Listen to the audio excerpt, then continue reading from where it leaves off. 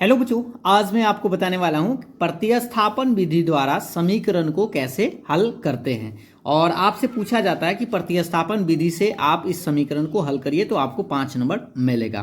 तो चलिए हम आपको बताते हैं पूरा डिटेल्स में कि आखिर कैसे बनाया जाता है। आप बस शुरू से लेकर अंत तक जरूर बने रहिएगा। देखिए, सबसे पहले आपको बताते हैं प्रतिस्थापन का मतलब क्या होता है।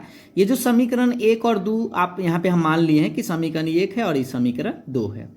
तो समीकरण 1 में से या तो x का मान या तो y का मान निकाल के आपको समीकरण 2 में रख के आपको किसी एक का मान निकाल देना है। तो वही कहलाता है प्रतिस्थापन। मतलब इसमें से कुछ का मान निकाल के आपको इसमें प्रतिस्थापित कर देना है, तो वो आपका प्रतिस्थापन विधि है। अब इसको करके थोड़ा सा बताते हैं। सबसे पहले ये जो समीकरण 1 है इसको लिखते हैं x + y = 5। ठीक है, और इससे आप क्या करिएगा, या तो x का मान या तो y का मान, जो आप पर डिपेंड करता है। ये आप जो सोच लीजिए, जो आपको आसान लगे उससे आप निकाल लीजिएगा। तो y का मान निकाल सकते हैं, x का मान निकाल सकते हैं, तो हम y का मान ही निकाल लेते हैं। तो +x से इधर आके माइनस हो जाएगा, तो यानी 5 - x। इसको समीकरण आप 3 मान लीजिएगा। ठीक, अब ये जो y का मान 5 - x आया है, इस y के मान को आपको समीकरण 2 में बैठा देना। तो देखिए, समीकरण 2 पहले लिख लीजिएगा। तो लिखिएगा समीकरण 2 से, समीकरण 2 से। तो समीकरण पहले एक बार उतार लीजिए, जो आपके पास समीकरण 2 है उसको लिख लीजिए। 2x - 3y बराबर के बाद 4 है। अब आपको करना क्या, ध्यान से देखिएगा। आपको x का मान, यहाँ पे आप y निकाले हैं तो y के जगह पर आप 5 - x यहाँ पे रखेंगे। तो ये तो 2x रहेगा, माइनस में 3। यहाँ ये y है, y के जगह जो मान आप निकाल के लाए हैं वो आप रखेंगे, बराबर के बाद 4। अब इसको थोड़ा सा सोल्व यहाँ पे करना पड़ेगा। चलिए देखते हैं। पहले ये 2x रहेगा, इसको ब्रैकेट तोड़िएगा तो ये प्लस माइनस माइनस 5 दिए 15, और ये माइनस माइनस मिलके हो जाएगा प्लस 5। 3 में 1 से था 3x, और बराबर के बाद 4 रहेगा। अब इस देखिए, ये भी प्लस में ये भी प्लस में, तो 3 और 2 जुड़ जाएगा यानी 5x। ये जो -15 है इसको उधर ले चलेंगे तो प्लस हो जाएगा, यानी कि प्लस में 15। अब देखिए, इससे आपका x का 5x बराबर कितना आएगा, 15 × 4 होता है 19, यानी कि आपका आंसर आएगा x बराबर 19/5। इससे आपका x का मान निकल गया। जब x का मान निकल जाए तो ये जो समीकरण 2 था, 3 था, जिसमें आप y बराबर निकाले थे, उसमें आप मान बैठा दीजिएगा। अब आप लिखिएगा समीकरण 1 समीकरण 3 से, समीकरण 3 से, या आप लिख सकते हैं समीकरण 3 में x का मान रखने पर। तो देखिए, समीकरण 3, ये जो y का मान आप निकाले थे कितना था, y बराबर 5 - x था, है ना, 5 - x। अब आपको इसमें मान बैठा देना, इससे y का मान निकल जाएगा। ये 5 छोड़ दीजिए, x का मान ये जो लाए हैं 19/5, ये आप रख दीजिए।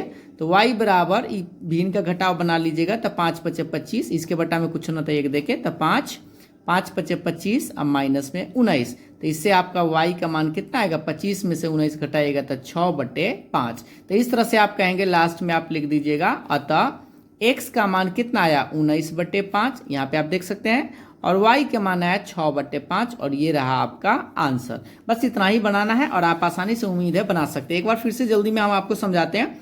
या तो x का मान या तो y का मान समीकरण 1 से निकाल लीजिए और इसको 2 में बैठा दीजिए, और उससे आपका किसी एक का मान निकल जाएगा। जब मान निकल जाए तो जो आप समीकरण ये जो 3 बनाइएगा उसमें रखने के बाद जो है आपका दूसरा मान भी निकल जाएगा। ठीक है, तो हम क्या करते हैं, इसको चेक भी कर सकते हैं कि ये बनाया हुआ सही है या गलत है। ये जो 2 मान आया है x और y का, ये आप क्या करिएगा, यहाँ समीकरण 1 में और समीकरण 2 में रख के टेस्ट कर लीजिएगा। तो चलिए हम इसको टेस्ट भी थोड़ा सा आपको करके बता देते हैं, ताकि आप कंफ्यूज ना हो। जब भी आपको खुद बनाए तो आप खुद से पता कर सके कि सही है या गलत है। तो देखिए, x + y बराबर 5 था, तो x का मान यहाँ पे आप रखिए जो लाए हैं 19/5, और y का मान 6/5, बराबर के बाद 5 तो है, ये है। इसको बनाते हैं, लघुत्तम निकालेंगे तब 5 19, और ये भिन्न का जोड़ बनाएंगे तो 19 × 6 = 25/5, यानी कि, और बराबर के बाद 5 है, ये है, यानी कि 5 बराबर 5, यानी कि ये जो बनाया हुआ है वह सत्य है। तो पहला समीकरण तो सेटिस्फाइड कर रहा है।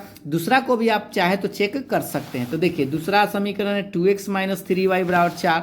अब इसको भी थोड़ा सा इधर लिख देते हैं, 2x - 3y बराबर 4 है। ठीक है, अब इसमें देखिए, x का मान रखना है 19/5, 3y का मान 6/5, बराबर के बाद 4 आपको आना चाहिए। तो इसको गुना करिए, लघुत्तम 5, ये 19 दूना 38, 6 तेरे 18, बराबर के बाद 4 तो है, ये है। 38 में से 18 घटाइएगा तब 20/5, ये 4 बार में कटेगा, बराबर 4 है, यानी कि 4 बराबर 4 सही है। तो इस तरह से कहेंगे कि आपका दोनों समीकरण में संतुष्ट कर रहा है। इसका मतलब यह है कि आपका बनाया हुआ ये जो आंसर है वो 100% सही है। तो उम्मीद है आपको ये बात समझ में आ गया होगा। तो एक प्रश्न हम आप लोगों से पूछते हैं। तो प्रश्न ये रहा आप लोग के सामने में। इस प्रश्न का जो है आंसर आपको कमेंट करके बताना है कि आंसर कितना आएगा, और प्रतिस्थापन विधि से ही आप लोग बनाइएगा। और हाँ, अगर आपको पूरा समझ में आया है, वीडियो पसंद आया तो लाइक शेयर जरूर करिएगा। Thank you.